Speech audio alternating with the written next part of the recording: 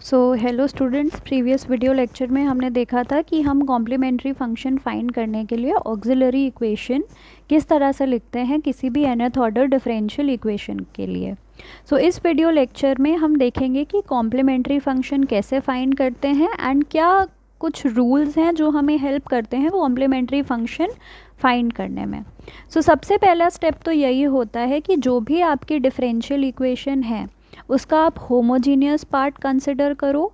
Homogeneous part consider करो मतलब उस डिफरेंशियल इक्वेशन के लिए आप ऑक्सिलरी इक्वेशन लिख लो। ऑक्सिलरी इक्वेशन मैंने बताया था कैसे लिखना है। हमें y के जगह पर 1 रखना है, dy बाई डी एक्स की जगह m रखना है, d2y dx स्क्वायर की जगह हमें m स्क्वायर रखना है, d cube y upon d x cube की जगह हमें m क्यूब रखना है एंड सो ऑन।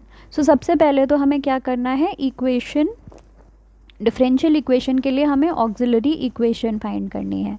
एक बार हमने ऑक्सिलरी इक्वेशन फाइंड कर ली तो ये ऑक्सिलरी इक्वेशन आपकी किस तरह से दिखेगी, m के टर्म्स में एक आपको nth ऑर्डर की सिंपली इक्वेशन मिलेगी। इस इक्वेशन को आप सॉल्व करोगे तो आपको m के लिए n वैल्यूज़ मिलेंगी। अब m की जो वैल्यूज़ आपको मिलती हैं, यहाँ पे हमारे पास 3 केसेस अराइज करते हैं। तो उन m की अलग अलग वैल्यूज़ के लिए या उन m की अलग अलग वैल्यूज़ के करस्पॉन्डिंग आपका कॉम्प्लीमेंट्री फंक्शन क्या होगा, वही आपको ये आगे आने वाले 3 केसेस बताएंगे। फर्स्ट केस है आपका when the roots of the auxiliary equation are real and distinct. मतलब आपने अपने डिफरेंशियल इक्वेशन से ऑक्सिलरी इक्वेशन लिखा, उसके बाद इस ऑक्सिलरी इक्वेशन को आपने क्या किया, सॉल्व किया। उसके बाद आपको क्या मिला, m की कुछ वैल्यूज़ मिली। अगर ये आपको जितनी भी m की वैल्यूज़ मिली हैं ये डिस्टिंक्ट हैं एंड साथ के साथ रियल हैं, मतलब ये वैल्यूज़ आपके रियल नंबर्स हैं प्लस डिस्टिंक्ट हैं, तो इस केस में आपके डिफरेंशियल इक्वेशन का CF क्या हो जाएगा, CF इसको हम बाय C से भी डिनोट करते हैं, C स्टैंड्स फॉर कॉम्प्लीमेंट्री। ये हो जाता है C1 e to the power m1x, m1 जो आपकी m की पहली वैल्यू आई थी, plus C2 e to the power m2x, m2 जो आपकी m की दूसरी वैल्यू आई थी एंड सो ऑन। जितनी आपको m की वैल्यूज़ मिलेंगी आप उनको e के पावर में लिखते जाओगे एंड साथ में एक कांस्टेंट का मल्टीप्लाई करवा के हम सारे वैल्यूज़ को ऐड कर देंगे। ये हो जाता है आपका कॉम्प्लीमेंट्री फंक्शन। कब, जब जो आपके ऑक्सिलरी इक्वेशन के रूट्स आते हैं वो रियल आते हैं और डिस्टिंक्ट आते हैं। ये तीनों चारों केसेस ही आपको याद रखने हैं कॉम्प्लीमेंट्री फंक्शन के, सो दैट जैसे ही आप ऑक्सिलरी इक्वेशन सॉल्व करो आप m की वैल्यूज़ देख के डिसाइड कर सको कि हाँ ये वाला केस है और यही पर्टिकुलर हमारा कॉम्प्लीमेंट्री फंक्शन हो जाएगा। चलिए इस पे हम 1-2 एग्जांपल्स देख लेते हैं। ओके, सी दिस हमारी डिफरेंशियल इक्वेशन क्या है, d2y by d x square minus 3dy by d x minus 4y is equal to 0। सबसे पहले हमें क्या करना है, इस डिफरेंशियल इक्वेशन के लिए ऑक्सिलरी इक्वेशन लिखनी है। ऑक्सिलरी इक्वेशन के लिए आपने y को रिप्लेस किया 1 से, y डैश को रिप्लेस किया m से and y to the power 2 यानी y के सेकेंड डेरिवेटिव को रिप्लेस किया m स्क्वायर से। हमारी ऑक्सिलरी इक्वेशन क्या आ जाएगी, m square minus 3m minus 4 is equal to 0। Quadratic equation है, आपको सबको सॉल्व करना आता है। ये क्वाड्रेटिक इक्वेशन को जब हम सॉल्व करेंगे तो हमारे फैक्टर्स हो जाएंगे m+1 और m-4। तो यहाँ से हमें m की वैल्यूज़ मिल जाएंगी -1 और 4, यानी m1 हो गया -1 और m2 हो गया 4। इसका मतलब जो आपके डिफरेंशियल इक्वेशन के रूट्स आए हैं या जो आपके ऑक्सिलरी इक्वेशन के रूट्स आए हैं वो क्या हैं, रियल हैं एंड डिस्टिंक्ट हैं। तो अगर हमारे रूट्स रियल एंड डिस्टिंक्ट होते हैं हमारा सल्यूशन किस फॉर्म का होता है, C1 e to the power m1x plus C2 e to the power m2x। इस इक्वेशन के करस्पॉन्डिंग आपका कॉम्प्लीमेंट्री फंक्शन क्या हो जाएगा, C1 e to the power -x because m1 की वैल्यू थी -1 plus C2 e to the power m2x तो plus c two e to the power 4x। So ये हो जाएगा आपके गिवन डिफरेंशियल इक्वेशन के करस्पॉन्डिंग कॉम्प्लीमेंट्री फंक्शन। और देख लेते हैं एग्जांपल्स। ये भी हमारी एक सेकेंड ऑर्डर डिफरेंशियल इक्वेशन है। इसको जब आप सॉल्व करोगे, ऑक्सिलरी इक्वेशन हमने पहले लिखी m² - 4m + 1। इसको जब हम सॉल्व करेंगे श्रीधराचार्य फॉर्मूला से, that is m is equal to -b + -√b² - 4ac upon 2a। तो यहाँ से हमें m के वैल्यूज़ मिले 2 + √3 और 2 - √3, यानी m1 की वैल्यू 2 + √3 एंड m2 की वैल्यू 2 - √3। ये दोनों ही वैल्यूज़ आपकी क्या हैं? रियल है एंड साथ के साथ डिस्टिंक्ट भी हैं। तो y आपका क्या हो जाएगा? c1 e to the power m1x plus c2 e to the power m2x, यानी c1 e to the power 2 + √3x plus c2 e to the power 2 - √3x। एक और देख लेते हैं क्वेश्चन। ये आपका एक थर्ड ऑर्डर डिफरेंशियल इक्वेशन है, बट लीनियर है क्योंकि इसकी पावर क्या है? 1, यानी कि इस डिफरेंशियल इक्वेशन की डिग्री 1 है। सो देयरफॉर ये एक लीनियर डिफरेंशियल इक्वेशन है। कितने ऑर्डर की? Of order 3। ऑक्सिलरी इक्वेशन क्या आएगी इस डिफरेंशियल इक्वेशन के करस्पॉन्डिंग?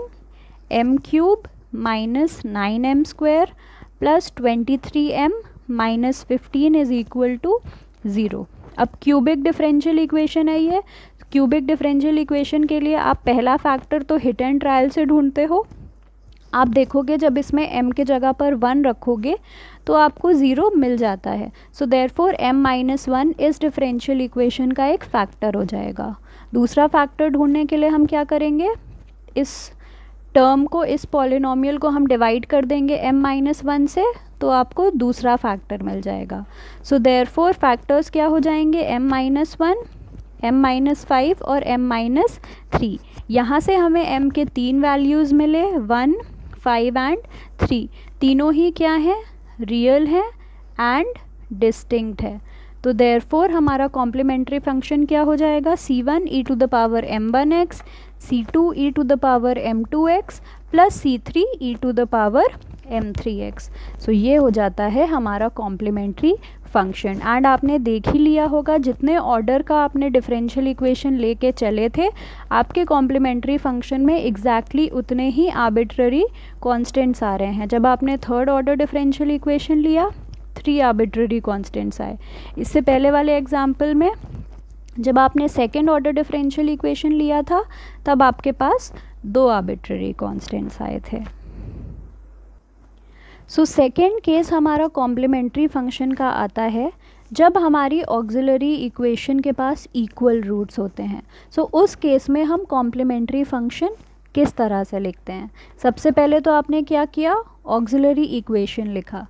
सपोज़ आपके पास जो ऑक्सिलरी इक्वेशन है उसमें आपको 2 इक्वल रूट्स मिले और दोनों इक्वल रूट्स को आपने क्या माना?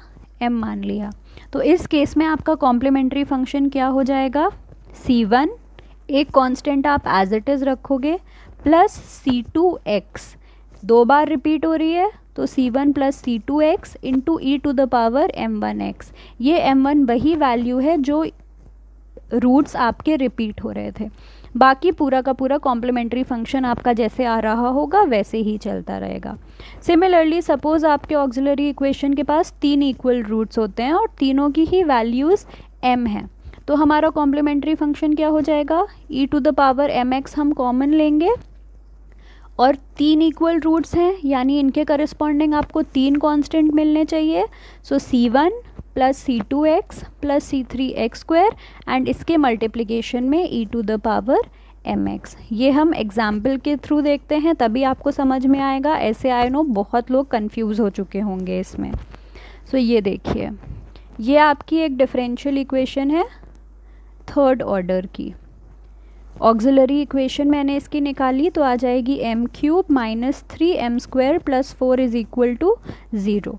इस इक्वेशन को जब हम फैक्टराइज करेंगे तो हमारे फैक्टर्स निकल के आते हैं m+1 और m-2 का whole square is equal to 0। तो यहाँ से पहले फैक्टर से हमें m की वैल्यू मिल गई -1 और दूसरे फैक्टर से हमें m के क्या वैल्यूज़ मिले हैं 2। और क्योंकि इस फैक्टर की पावर 2 है, ये फैक्टर आपका 2 बार आ रहा है, यानी रूट्स हो जाएंगे -1, 2 और 2। क्योंकि आपका जितने ऑर्डर की या जितने डिग्री की इक्वेशन है उतने रूट्स आपको हमेशा मिलते ही मिलते हैं। ये आपकी एक क्यूबिक इक्वेशन है, तो यहाँ पे आपको हमेशा ही 3 रूट्स मिलेंगे। अगर आपकी क्वाड्रेटिक इक्वेशन होती तो आपको वहाँ पे 2 रूट्स मिलते। तो इस केस में हमारा जनरल सोल्यूशन क्या हो जाएगा? पहला रूट तो हमारा -1 है, इसके साथ कोई रेपिटेशन नहीं है, तो इसके करस्पॉन्डिंग वाला टर्म आपका क्या आ जाएगा? सीधे सीधे c1 e to the power m1x, यानी c1 e to the power -x। और 2 आपका 2 बार रिपीट हो रहा है, यानी e to the power 2x आपका कॉमन आएगा, और 2 बार रेपिटेशन की वजह से c2 प्लस c3x, और पूरे के साथ मल्टीप्लिकेशन में है 2x। सो कंफ्यूज नहीं होना है, कभी भी आपके रूट्स रिपीट हो रहे हैं, इक्वल आ रहे हैं, तो आपको क्या करना है, जो मैग्नीट्यूड है आपके इक्वल रूट का उसको एक्सपोनेंशियल के साथ रखना है, एंड जितनी बार रिपीट हो रहा है उतने कॉन्स्टेंट्स का यूज़ करना है। और कॉन्स्टेंट्स का यूज़ आप करो, कॉन्स्टेंट से स्टार्ट करो, देन एक एक करके x की पावर्स बढ़ाते जाओ।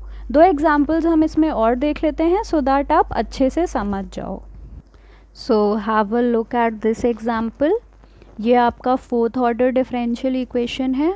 ऑक्सिलरी इक्वेशन हम लिखेंगे तो m to the power 4 minus 4m square plus 4 is equal to 0। ये अगर आप देखोगे तो m स्क्वायर माइनस 2 का होल स्क्वायर है। m square minus 2 whole square आपने 0 रखा, तो यहाँ से हमें 2 फैक्टर्स मिले, m square minus 2 is equal to 0 and m square minus 2 is equal to 0। तो यहाँ से m के वैल्यूज़ प्लस माइनस √2 और यहाँ से भी m के वैल्यूज़ प्लस माइनस √2, यानी यहाँ पे आपको 2 सेट मिले इक्वल रूट्स के। जैसे ही हमें 2 सेट मिले इक्वल रूट्स के, क्या हैं वो सेट्स? पहला सेट आपको मिला m1 जहाँ पे दोनों ही रूट्स आपके √2 हैं, एंड दूसरा सेट आपको मिला m2 जहाँ पे दोनों ही रूट्स आपके -√2 और -√2 हैं। सो एक रेपिटेशन इसके करस्पॉन्डिंग है एंड एक रेपिटेशन इसके करस्पॉन्डिंग है। सो यहाँ पे आपका कॉम्प्लीमेंट्री फंक्शन क्या हो जाएगा? √2 आपका रिपीट हो रहा है, so e to the power √2x 2 बार रिपीट हो रहा है, तो c1 कांस्टेंट से स्टार्ट किया, फिर x की पावर बढ़ाई प्लस c2x, 2 ही बार रिपीट हो रहा था इसीलिए यहाँ पे ब्रैकेट बंद। फिर आए हम दूसरे रूट पे। दूसरा रूट क्या है? -√2। कितनी बार रिपीट हो रहा है? ये भी आपका 2 बार रिपीट हो रहा है, so again e to the power -√2x, और ब्रैकेट के अंदर एक कांस्टेंट से स्टार्ट किया एंड नेक्स्ट टर्म में हमने कांस्टेंट के साथ x लगा दिया। सो ये हो जाएगा आपका कॉम्प्लीमेंट्री फंक्शन इस गिवन डिफरेंशियल इक्वेशन का। 4th ऑर्डर डिफरेंशियल इक्वेशन था, तो देयरफॉर हमारे कॉम्प्लीमेंट्री फंक्शन में 4 कांस्टेंट्स आए हैं। एक एग्जाम्पल और देख लेते हैं, उसके बाद हम नेक्स्ट केस स्टार्ट करेंगे। ये भी आपका एक 4th ऑर्डर डिफरेंशियल इक्वेशन था। इसको अगर हमने सॉल्व किया तो हमें क्या मिला? m-1 m-2 whole cube is equal to 0। एक वैल्यू आपको मिली m1 is equal to 1 and दूसरी वैल्यू हमें मिली m2 इज़ इक्वल टू 2, और 2 आपको 3 बार मिला, यानी कि 3 इक्वल रूट्स मिले। सो इस सोल्यूशन में हमारे 4 कांस्टेंट्स आने चाहिए, बिकॉज हम 4th ऑर्डर डिफरेंशियल इक्वेशन की बात कर रहे हैं। तो सबसे पहले तो उस कांस्टेंट के करस्पॉन्डिंग हमने टर्म लिख लिया कॉम्प्लीमेंट्री फंक्शन का, जो आपका एक ही बार रिपीट हो रहा है। 1 वाला रूट आपका एक ही बार आ रहा है, तो कॉम्प्लीमेंट्री फंक्शन का टर्म हो जाएगा c1 e to the power x, और जो दूसरा रूट है आपका 2 वो 3 बार रिपीट हो रहा है। सो m1 के करस्पॉन्डिंग टर्म आ जाएगा c1 e to the power m1x, that is c1 e to the power x, और m2 आपका 3 बार रिपीट हो रहा है, यानी m2 के करस्पॉन्डिंग आपके 3 कांस्टेंट्स आने चाहिए। सो जो रेपिटेशन है उसका मैग्नीट्यूड हमने e के साथ लिख लिया, यानी e to the power 2x, and bracket में क्या आ गया? c2 plus c3x plus c4x square. 3 बार रिपीट हो रहा है तो हमें 3 कांस्टेंट्स लिखने थे, हमने c2 से स्टार्ट किया, देन कांस्टेंट के साथ x की पावर्स बढ़ा दी। सो ये हो जाता है आपका सल्यूशन जब आपके ऑक्सिलरी इक्वेशन के जो रूट्स आते हैं वो इक्वल होते हैं एंड रिपीट करते हैं। सो थर्ड केस है हमारा कॉम्प्लीमेंट्री फंक्शन का, जब हमारे पास ऑक्सिलरी इक्वेशन के करस्पॉन्डिंग हमें इमेजिनरी रूट्स मिलते हैं। अब इमेजिनरी रूट्स में एक चीज़ आपको हमेशा ध्यान रखनी है कि इमेजिनरी रूट्स हमेशा ही आपको पेयर्स में मिलेंगे। पेयर्स में मिलेंगे मतलब एक रूट अगर आपका a प्लस आई बी है तो दूसरा a माइनस आई बी होगा।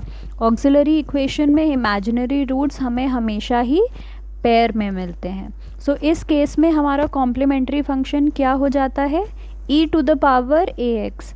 एक्सपोनेंशियल पावर में क्या आता है, जो आपके रूट में रियल पार्ट होता है। अगर आपका root a plus i b है तो a आपका रियल पार्ट है, क्योंकि a के साथ आयोटा नहीं आ रहा है तो एक्सपोनेंशियल टर्म में आपका रियल पार्ट आता है। देन उसके बाद ब्रैकेट में कॉन्स्टेंट्स के साथ आपका इमेजिनरी पार्ट आता है। और इमेजिनरी पार्ट आता किस तरह से है, कॉस के साथ और साइन के साथ। तो अगर आपका जो रूट है वो a प्लस आई बी और a माइनस आई बी हैं तो इसके करस्पॉन्डिंग जो आपका कॉम्प्लीमेंट्री फंक्शन होता है वो हो जाता है e to the power ax, e के साथ real part c1 cos bx plus c2 sine b x. इसी तरह से अगर सपोज़ आपके पास दो पेयर्स हैं इमेजिनरी रूट्स के, एक पेयर है आपका a plus minus i b और दूसरा आपका है c plus minus i d. इस केस में हमारा CF क्या हो जाता है, पहला पार्ट इस रूट्स के करस्पॉन्डिंग एंड दूसरा पार्ट इन रूट्स के करस्पॉन्डिंग। सो पहला पार्ट हो गया e to the power ax c1 cos bx plus c2 sine bx and दूसरा part e to the power cx into c3 cos dx और c4 sign dx। इसको consider हम एक ही root की तरह करते हैं, मतलब लिखते हम एक ही साथ हैं, बट ये एक्चुअली आपके दो रूट्स होते हैं। एक है आपका a प्लस आई बी, दूसरा है आपका a माइनस आई बी। इसीलिए ये टर्म आपको दिख एक रहा होगा बट यहाँ पे दो कांस्टेंट्स आ रहे हैं बिकॉज दो रूट्स हैं। सो अगर हमारी डिफरेंशियल इक्वेशन फोर्थ ऑर्डर की थी तो टोटल हमारे पास चार कांस्टेंट्स आएंगे। अगर हमारी डिफरेंशियल इक्वेशन 3 ऑर्डर की थी तो टोटल हमारे पास 3 कांस्टेंट्स आएंगे। इसी पे क्वेश्चन देख लेते हैं। सपोज हमारा डिफरेंशियल इक्वेशन है d square plus minus omega square y is equal to 0, जहाँ पे आपको कंडीशन दी है कि omega is not equal to 0। इसका जब आप ऑक्सिलरी इक्वेशन लिखोगे तो आएगा m square plus minus omega square is equal to 0, यानी कि दो पार्ट्स हो जाएंगे इसके, m square plus omega square is equal to 0 and दूसरा part m square minus omega square is equal to 0। Right part को जब आप सॉल्व करोगे आपको दो रूट्स मिलेंगे, m is equal to minus omega और m is equal to plus omega, यानी यहाँ से m is equal to plus omega and minus omega. और ये बार जब आप सॉल्व करोगे तो क्योंकि यहाँ पे प्लस के साथ ओमेगा स्क्वायर था, जब राइट हैंड साइड था जाएगा तो ये माइनस ओमेगा स्क्वायर हो जाएगा। सो यहाँ से m की वैल्यू हमें मिल जाएगी प्लस माइनस आयोटा ओमेगा, यानी क्या मिला यहाँ पे हमें, कॉम्प्लेक्स रूट्स मिले या फिर इमेजिनरी रूट्स मिले। सो देयरफॉर हमारा सोल्यूशन क्या हो जाएगा, इसको हम लिख सकते हैं 0 प्लस आई ओमेगा, यानी इन कॉम्प्लेक्स रूट में जो आपका इमेजिनरी पार्ट है वो क्या है, 0 है। So y is equal to e to the power 0x into c1 cos omega x plus c2 sine omega x। Omega क्यों आया cos और साइन के साथ, बिकॉज जो आपका इमेजिनरी रूट आया था उसमें i के साथ वाला टर्म आपका ओमेगा था। So therefore y is equal to c1 cos omega x plus c2 sine omega x। But क्योंकि यहाँ पे हमें रियल और डिस्टिंक्ट रूट भी मिला है सो देयरफॉर एक पार्ट आ जाएगा आपका रियल एंड डिस्टिंक्ट वाले केस का, that is c3 e to the power m3x, m3 यहाँ पे ओमेगा है, plus c4 e to the power m4x, m4 यहाँ पे माइनस ओमेगा है। सो ये हो जाता है आपका complementary function is given differential equation के करस्पॉन्डिंग। ऐसे ही ये क्वेश्चन अगर आप देखो तो d cube y upon d x cube minus 8y is equal to 0, auxiliary equation क्या हो जाएगी, m cube minus 8 is equal to 0। इसको जब हम सॉल्व करेंगे तो एक फैक्टर हमें मिलेगा m माइनस 2 एंड दूसरा मिलेगा m square plus 2m plus 4। यहाँ से m की वैल्यू आ जाएगी 2 एंड बाकी दोनों m की वैल्यूज़ हम यहाँ पे श्रीधराचार्य फॉर्मूला लगा के फाइंड करेंगे, जो कि आएंगी -1 प्लस माइनस आयोटा रूट 3। अब लिखते हैं कॉम्प्लीमेंट्री फंक्शन। यहाँ पे तो रियल और डिस्टिंक्ट वैल्यू है, सो इसके करस्पॉन्डिंग वाला पार्ट हो जाएगा c1 e to the power 2x and यहाँ पे आपको क्या मिला, कॉम्प्लेक्स रूट जिसमें रियल पार्ट है -1 और इमेजिनरी पार्ट है √3। तो सोल्यूशन क्या बना, e to the power -x into cos और साइन के साथ क्या आता है, कॉम्प्लेक्स वाला पार्ट या फिर i का कोफिशिएंट। तो i का कोफिशिएंट यहाँ पे √3 है, तो c2 cos √3x and c3 sin √3x। सो ये थे हमारे कॉम्प्लीमेंट्री फंक्शन फाइंड करने के 3 केसेस। फर्स्ट केस, जब आपका जो रूट्स आते हैं ऑक्सिलरी इक्वेशन के वो रियल एंड डिस्टिंक्ट होते हैं, ऐसे केस में आप क्या करते हो, एक एक कांस्टेंट के साथ एक एक एक्सपोनेंशियल टर्म आता है एंड एक्सपोनेंशियल के पावर में आपके m1 के साथ x, देन m2 के साथ x and so on. Second case होता है जब हमारे रूट्स रियल तो होते हैं बट डिस्टिंक्ट नहीं होते हैं, इक्वल होते हैं। उस केस में e to the power, suppose जो आपका इक्वल रूट है वो m है और 2 बार रिपीट हो रहा है, तो e to the power mx आप कॉमन लोगे और ब्रैकेट के अंदर आ जाएगा c1 प्लस c2x। अगर वही रूट आपका 3 बार रिपीट हो रहा होता तो e to the power mx और ब्रैकेट के अंदर c1 plus c2x plus c3x square. And third case हमारा था जब हमारे ऑक्सिलरी इक्वेशन के पास इमेजिनरी रूट्स होते हैं। इमेजिनरी रूट्स जब भी हमें मिलेंगे पेयर्स में मिलेंगे, a प्लस आई बी और a minus i b type से। तो इसका सोल्यूशन क्या हो जाता है, एक्सपोनेंशियल के साथ आप लिखते हो रियल पार्ट अपने इमेजिनरी रूट का, that is e to the power ax, और उसके साथ ब्रैकेट में आप लिखते हो c1 cos bx plus c2 sin bx, जहाँ पे b क्या है, जो भी आपका इमेजिनरी रूट आया है उसका इमेजिनरी पार्ट। सो ये केसेस थे हमारे कॉम्प्लीमेंट्री फंक्शन के, इनको आप अच्छे से पढ़िए और नोट्स में और भी एग्जाम्पल्स मैंने सॉल्व करके दिए हैं, उनको देखिए and then next term onwards हम पर्टिकुलर इंटीग्रल फाइंड करने के मेथड स्टार्ट करेंगे।